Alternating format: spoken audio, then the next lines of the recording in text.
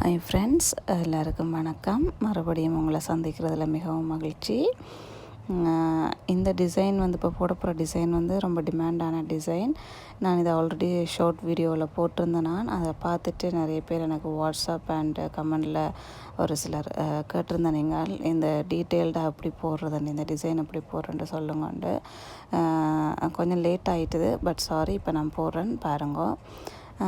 First வந்து எப்பயும் போல் 3 லைனில் வந்து ஜரி த்ரெட்டில் கொடுத்துட்டேன்.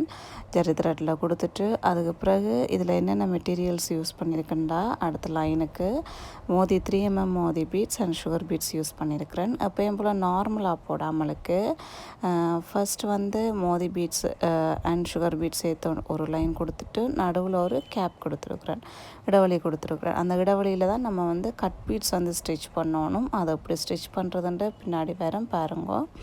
ஓகே, அந்த நடுவில் வர கேப்பும் நீங்கள் நிறைய வெட்டக்கூடாது. கொஞ்சோண்டு ஒரு கட் பீட்ஸ் வந்து ஒரு கட் பீட்ஸை வந்து வைக்கிற அளவுக்கு இருந்தாலே போதும், நிறைய வந்து தேவை கிடையாது. ஓகே, கட் பீட்ஸ் அப்படி ஸ்டிச் பண்ண போகிறீங்களா, முதல் ஃபர்ஸ்ட் லைன் வந்து விட்டுருக்கிற கேப்புக்கும் செகண்ட் லைனில் விட போகிற கேப்புக்கும் சேர்த்து தான் வந்து அந்த ரெண்டுக்கு நடுவில் தான் வந்து நீங்கள் கட் பீட்ஸை வந்து ஸ்டிச் பண்ணணும். அதுவுமே வந்து நீங்கள் நேராக ஸ்டிச் பண்ணாமலுக்கு க்ராஸாக ஸ்டிச் பண்ணிங்கன்னா அதோட லுக் வந்து ரொம்ப நல்லா இருக்கும். இதில் நான் எப்படி தச்சிருக்கிறேனோ அதே மாதிரி க்ராஸாக ஸ்டிச் பண்ணிங்கன்னா லுக் வந்து ரொம்ப எலிகண்ட்டாக இருக்கும். ட்ரெடிஷ்னல் லுக் இல்லாமலுக்கு உங்களுக்கு ஃபேன்சி லுக்காக வந்து இது வந்து கொடுக்கும்.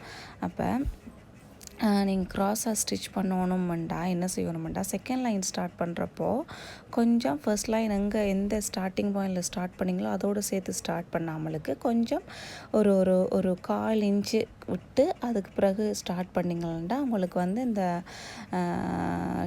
கட் பீட்ஸ் வந்து க்ராஸாக ஸ்டிச் பண்ணுறதுக்கு நீட்டாக வரும். இல்லை நீங்கள் சேம் லைன்லேயே ஃபர்ஸ்ட் லைன் எந்த லைனில் ஸ்டார்ட் பண்ணிங்களோ அதே லைன்லேயே செகண்ட் லைனும் ஸ்டார்ட் பண்ணிங்கன்னா நீங்கள் கட் பீட்ஸ் வந்து உங்களுக்கு ஸ்ட்ரைட்டாக தான் வரும்.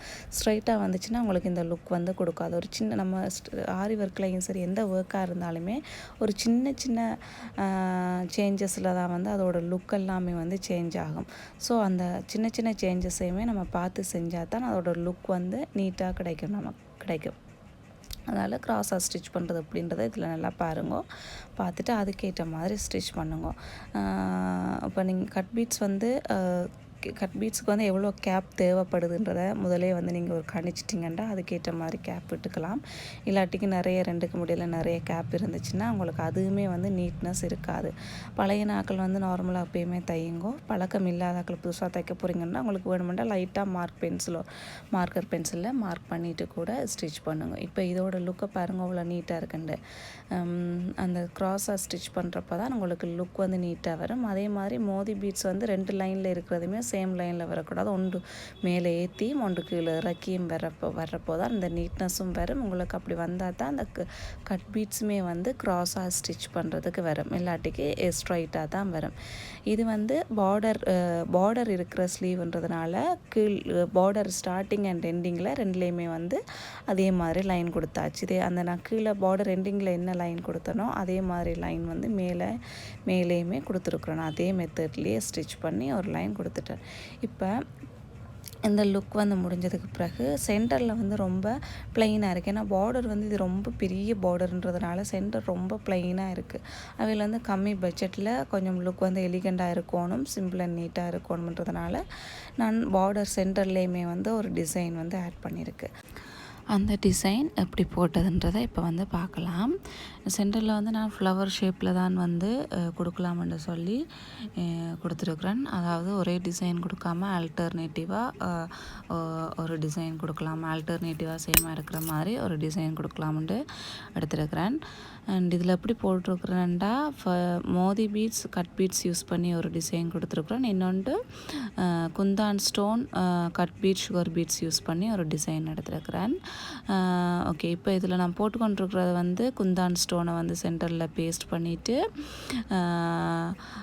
சைடு எட்ஜ் இருக்கு இல்லையா, 2 சைடில் வர்ற 2 எட்ஜுக்குமே வந்து வி ஷேப்பில் ஒரு tube beads means cut beads plus ஒரு சுகர் பீட்ஸ் வச்சு ஒரு வி ஷேப்பில் ஒரு ஸ்டிச் வந்து நான் கொடுத்துட்டேன்.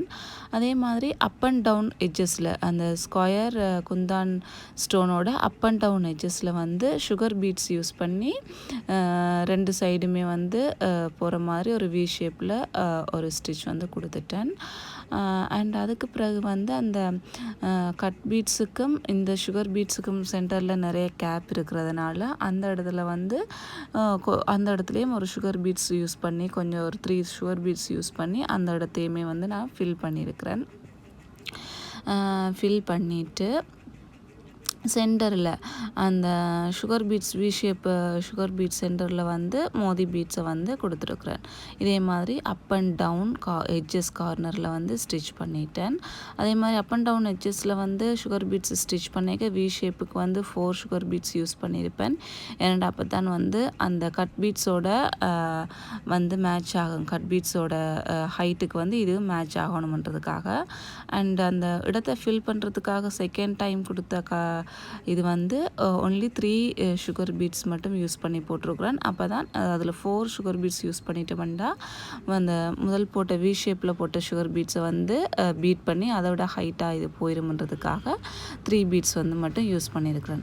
அது போக அந்த எட்ஜஸ் சைடு எட்ஜஸ் கொடுத்துருக்குறேன் இல்லையா, சைடு டியூப் கட் பீட்ஸுக்கு நடுவில் வந்து அந்த இடத்தை ஃபில் பண்ணுறதுக்காக ஒயிட் ஸ்டோன் வந்து பேஸ்ட் பண்ணி அது ஒரு ஷேப்புக்கு வந்து கொண்டு வந்துட்டு அது எனக்கு இந்த டிசைன் எனக்கு ரொம்ப பிடிச்சிருக்கு. ஏன்னா பார்க்க நல்ல எலிகெண்டாக ஒரு வித்தியாசமான மாடலில் இருந்ததுன்றதுனால.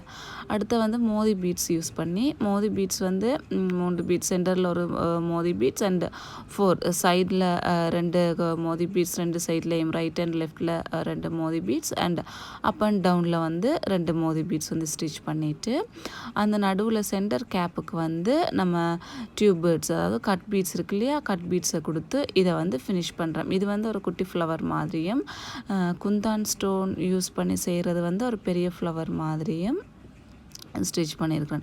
இதைத்தான் ஆல்டர்னேட்டிவாக நான் வந்து இந்த பார்டரில் வந்து பார்டர் லைனை வந்து ஃபில் பண்ணியிருக்கிறேன். இது வந்து நீங்கள் வந்து இதில் வந்து கேப் உங்களுக்கு நிறைய விட்டுருக்கு. ஒரு ஃப்ளவருக்கும் இன்னொரு ஃப்ளவருக்கு நடுவில் வந்து ஒரு டிசைனுக்கும் இன்னொரு டிசைனுக்கு நடுவில் வந்து நிறைய இடைவெளி இருக்குன்ற மாதிரி உங்களுக்கு ஃபீல் பண்ணிச்சுட்டா இதை வந்து நீங்கள் நெருக்கமாகவும் போடலாம். நான் பட்ஜெட்டுக்கு ஏற்ற மாதிரி போட்டிருக்கிறேன். பட் நெருக்கமாக போட்டாலும் நல்லா இருக்கும். ரொம்ப கொசண்டு ஆகாத மாதிரி கொஞ்சம் நீட்டாக இருக்கிற மாதிரி பார்த்துக்கொள்ளுங்க. பார்த்து போடுங்க முதல். எனக்கு இந்த டிசைன் வந்து ரொம்ப பர்சனலாக எனக்கு ரொம்ப பிடிச்ச டிசைன். ஏன்னா எனக்கு எப்போயுமே நார்மலாக சிம்பிள் டிசைன் தான் ரொம்ப பிடிக்கும். நிறைய கொசண்டு இருந்தால் பிடிக்காது. ஸோ இது வந்து சிம்பிளாகவும் இருந்தது, நீட்டாகவும் இருந்தது, ரொம்ப அழகான ஒரு வித்தியாசமான டிசைனாக இருந்தது. அதனால் எனக்கு இது ரொம்ப பிடிச்சது.